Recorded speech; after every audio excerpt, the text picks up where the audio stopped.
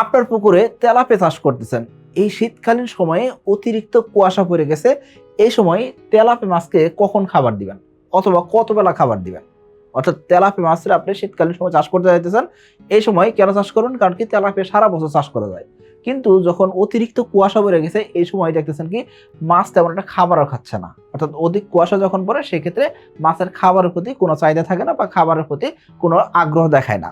এই কারণে আমরা চিন্তা করতেছি কি খাবার কি বন্ধ রাখবো কিনা বা খাবার দেবো কিনা। দেখুন, যেদিন অতিরিক্ত কুয়াশা পড়তেছে অর্থাৎ শীতকাল, এই সময় সূর্যের আলো দেখা যাবে না, এটা খুব স্বাভাবিক ঘটনা।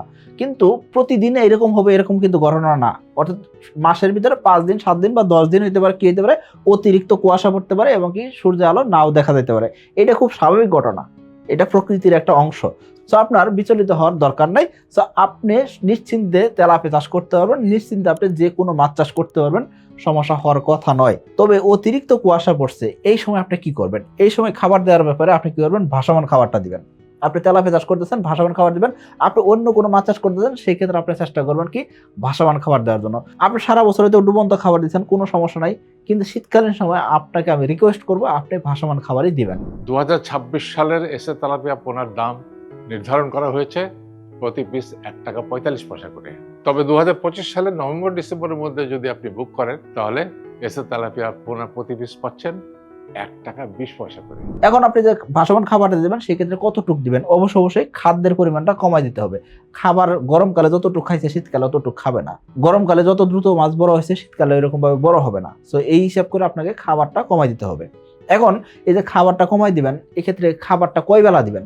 অবশ্যই খাবার দিনে 1 বেলা দেওয়ার চেষ্টা করবেন। অর্থাৎ শীতকালীন সময়ে সকাল 10টার আগে খাবার দেওয়ার কোনো দরকার নাই।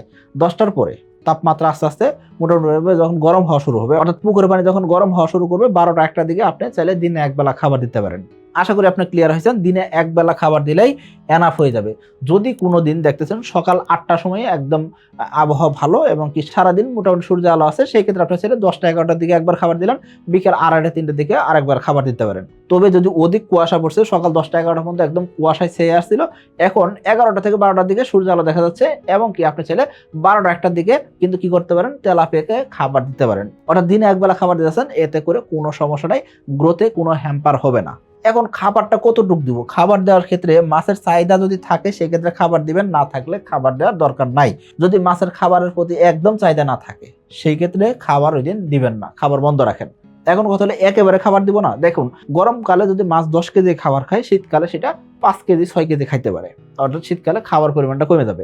এখন এই 5 থেকে 6 কেজি খাবারে আপনি পুকুরে নিয়ে গেছেন, সম্পূর্ণ খাবার ঢেলে দিবেন না। আপনি কি করবেন? আগে 1-2 কেজি খাবারটা দেখেন মাছের খাবার প্রতি চাহিদা কেমন। যদি দেখেন ওই 1-2 কেজি খাবারই ঠিক মতো খাইতেছে না, তার মানে বাদ বাকি খাবারটা আর দেওয়ার দরকার নাই। আশা করি আপনি ক্লিয়ার হয়েছেন। সো খাবারের পরিমাণ কমাবেন কি হিসেবে?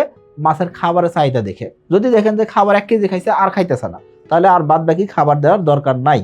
এখন আমরা যারা তেলাপিয়া চাষ করতেছি অধিকাংশ খামারই চিন্তা করে কি খাবার দাম বেড়ে গেছে, খাবার দাম কেমনে কমানো যায়, এই জন্য আমরা সার, লুজ খাবার, হাতে বানানো খাবার এইসব খাবার দিতে চাই। শীতকালীন সময় এসব খাবার দেওয়া থেকে একেবারে বিরত থাকতে হবে। শীতকালীন সময় শুধুমাত্র পুকুরের পরিচর্যা রাখবেন এবং কি আপনি খেয়াল করবেন অতিরিক্ত যাতে শ্যাওলা না হয়ে যায়, অতিরিক্ত প্লাঙ্কটন যাতে ব্লুম না হয়, পুকুরের পানি যাতে কালো না হয়, এদিকে খেয়াল রাখতে হবে। কিন্তু আমরা কি করি? লুজ খাবার বা সার ব্যবহার করতে চাই, কারণ কি পুকুরে প্রাকৃতিক খাবার তৈরি করে আমরা মাছ চাষ করব। দেখুন, তেলাপিয়া যখন চাষ করতেছেন সেক্ষেত্রে বাণিজ্যিক চাষ হচ্ছে, আর বাণিজ্যিক চাষের ক্ষেত্রে সার ব্যবহার করা, লুজ খাবার ব্যবহার করা শীতকালীন সময় এইসব একেবারেই আমরা না করে থাকি।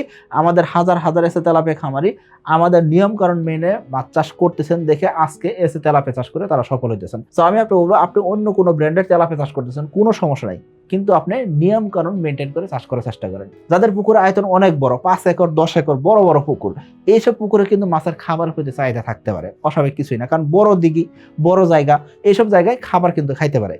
কিন্তু যাদের পুকুরে আয়তন ছোট, 50%, 30%, 35% বা 60-70%, এসব পুকুরে কিন্তু খাবারের প্রতি চাহিদা কমে যায়। 2026 সালের এসে তেলাপিয়ার পোনা ডেলিভারি শুরু হবে 15 মার্চ থেকে। 2026 সালের এসে তেলাপিয়ার পোনার দাম নির্ধারণ করা হয়েছে 1 টাকা 45 পয়সা পিস। তবে যদি 2025 সালের নভেম্বর মাস বা ডিসেম্বর মাসের ভিতরে এসে তেলাপিয়ার পোনা বুকিং করেন, সেক্ষেত্রে পাচ্ছেন প্রতি পিস পোনা ৳1.20 পিস। অফার মূল্যে পোনা বুকিং করতে আজই যোগাযোগ করুন কোম্পানির সাথে।